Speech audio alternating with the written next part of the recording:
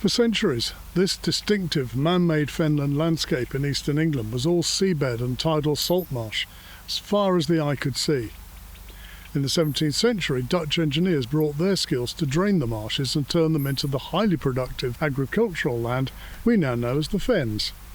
Even now, 400 years later, the ghosts of those pre-draining creeks are visible in satellite images, like these at Ramsey, 30-odd miles from the current coast. As the peaty land dried out, so it shrank. So in many places around here, ground level is now well below sea level. Keeping the land dry and the sea at bay is literally an uphill struggle and demands massive and complex engineering solutions. Carefully dug ditches and dikes can create a degree of artificial flow towards the pumping stations, where huge amounts of water are pumped from deep drainage dikes up many metres into the straight cuts. These carry the fresh water into the tidal rivers Nene and Great Ouse, and ultimately on out into the sea. Ditches, dikes and drains require maintenance to clear excessive vegetation and the inevitable runoff soil from this nutrient-rich landscape. In the fenland area west of King's Lynn, this work is carried out by the engineers of the King's Lynn Internal Drainage Board. Meanwhile, barely a dozen miles away but in a different world, the Gaywood River, one of only 240 chalk streams in the world, rises, crystal clear as it has for thousands of years, from a series of springs along the edge of the Norfolk Chalk Ridge. Its natural flow carries it across farmland and through Triple SIs, a series of natural floodplains which are home to a great variety of bird, insect, animal and aquatic life. Almost as if a premonition of its intended fate, the prefix for drain is printed alongside this rare and precious chalk stream. Some years ago, the river was reclassified and management handed over to the Internal Drainage Board. Since then, they've applied the tools and techniques they know well from their work in the Fens. Their annual maintenance is based on what, in their own words, is called standard maintenance operations for a fenland watercourse. The King's Lynn IDB have earmarked this river to have everything in the stream pulled out, and that will be this September. They'll come along with big buckets, it will cut underneath the weeds, everything here will be dumped on the bank. So you can imagine how many fish, bullheads, even maybe young trout, thousands of insects will be just dumped on the bank to die. We're just looking now at the damage what the IDB are actually doing to this stream. They claim to be removing nothing but the vegetation, and the whole idea about that is to prevent flooding downstream in King's Lynn, which is 6 miles below us.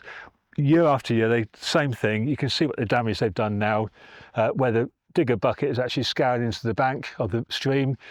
This was all sand and gravel. As I'm walking along now, you can probably see the clay is now being exposed. My feet are actually physically sinking into the stream, which probably would have had a gravel bed of probably about a foot deeper. You can see what they're doing now. They've completely exposed the clay. Even the merest water movement now is just going to turn the entire stream into a silted ditch.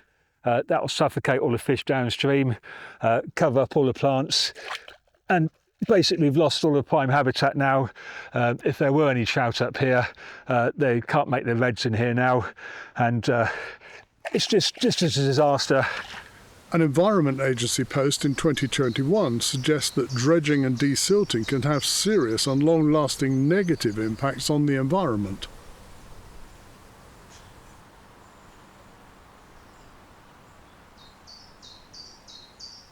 This is just extraordinary. On that side you've got prime habitat untouched, this side unfortunately flailed, and you look upstream and you think, what is actually the purpose of it? What they're destroying is the prime water vole habitat. Obviously that's what they're feeding on.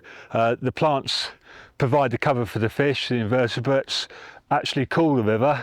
What would even be better alongside here, having a few trees reduces the plant growth.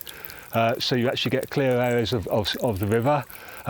What they've done again here, look at the flail bank, and their excuse has always been they have to do it to prevent flooding and preventing the fool's watercress physically floating downriver when it dies off. But this is literally what would have been growing on the bank last week, which has now been flailed and is physically now in the river, detached, exposing the soil, destroying the waterfowl habitat. And if there's ever going to be any flooding, this is all great willow herb, so it's a very woody type plant. That's what will float down in time and cause flooding, whereas the fool's watercress, first hard frost, probably October, November, it literally turns to mush. It'll just turn to slime. That'll all be eaten by the gammas, the water shrimp, which is obviously the primary food for the fish. Thanks to an IDB initiative last year, the fenland regime was moderated a little to leave some banks and river plants uncut in specific areas. That generally worked very well. You look at the state of this river now, this clump of plants here, how it's actually narrowed the course, it's speeded up the water where I'm standing, it's exposing the gravels. The gravels are ideal for the trout to spawn.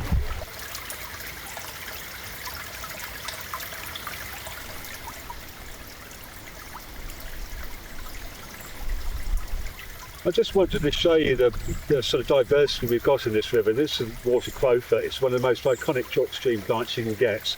It's now starting to flower. It's a part of the buttercup species. All these little tendrils provide cover for the fish.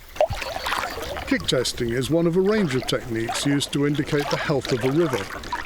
Here at Derby Fen, Russell is disturbing the invertebrates in the water, which are caught in a net, so that they can be examined before being returned unharmed to the stream. Small fish also shelter below the plants in the stream.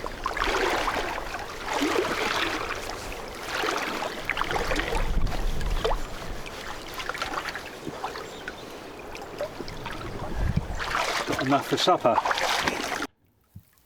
One of the most iconic invertebrates we're always looking for is the mayfly. That's a mayfly nymph, which is obviously about to hatch out fairly soon. And actually, we've got two today. You can see a second one. I've got plenty of sticklebacks. I'd love to sort of think some of the thinner fish are trouts, but I'm pretty sure they are sticklebacks. You can probably see the spines on the backs. But it's lovely to actually see a bullhead. This is actually what they call the miller's thumb. They live under rocks, like clean, fast-flowing water, which we've got at the top of the Gaywood River here. It's a good river's fairly healthy and in good condition. All these little tiny things, it'll be different to see, but these are what they call olives. They swim about very fast. There also, there's one going across there, but there's hundreds in here. They'll also hatch out as little flies, which obviously the trout feast on. Obviously the mayfly are their sort of principal pain. What they really like, and then the rest of the things we've got on here, again swimming around, the water shrimp, gammas, which is another food for the fish. All in all, it looks quite healthy. This past winter was characterised by periods of intense rainfall, and yet in the reaches of the river above Borsey, water levels were barely affected, rising perhaps half a metre at peak times, and still many feet below the top of the bank. This is Derby Fen, triple SSI. Gaywood River is probably 500 yards away from me now, and behind me, this is the habitat we're trying to preserve by keeping the actual reserve wet. In a healthy, functioning river system, floodplains can be expected to be soaked at least once every year, recharging them with the water they need to keep them healthy and hopefully absorbing the excess rainfall and flow, rather than channeling it down to the populated areas where it can become a serious flood risk. Plant and riverbed removal has left the water level, even here at the Triple SI at Derby Fen, at least 1.5 metres below the floodplain. The peat layer is drying out and breaking down, so that it can no longer retain huge amounts of carbon, which are gradually being released now into the atmosphere. As the Environment Agency pointed out, dredging and desilting may actually increase flood risk to downstream communities. What's more, the disturbance of silts releases damaging pollution into the stream, endangering the whole chalk stream ecology. The removal of some plants, especially reeds, may currently be necessary in some areas due to the water being over-rich with phosphate pollution, part of which is caused by the disturbance of the silts upstream. This winter there was a small amount of overtopping of the river further downstream where the course has been artificially straightened, causing rainfall across the catchment to be rushed down to pinch points such as the bridge near Borsey Ruins. The water twice overtopped onto its remaining natural floodplain, which has recently been converted to arable fields. The bank in this area was quickly raised to stop the flooding, which simply pushed the problem further down towards the populated areas even nearer King's Lynn. These small overtopping events have galvanised the Drainage Board into action. The published plans for maintenance suggest that they'll again be hitting the chalk stream very hard. Other chalk streams in the area are managed much more sensitively, with plants being left in the bed to inject energy into the flow. Riverside vegetation is left intact, providing rich habitats and preventing agricultural runoff entering the water. Beds are kept high and banks low to facilitate the river's connection with its floodplain and to store water in times of flood. These winter wetlands are rich wildlife spaces. Many agencies support the restoration of these nature-based solutions. The King's Lynn Internal Drainage Board plans to spend £71,000 on its Gaywood River fenland maintenance regime this summer, funded by levies on landowners and by council taxpayers. What may well be needed for a fenland drainage system isn't necessarily the optimum solution for a beautiful chalk stream.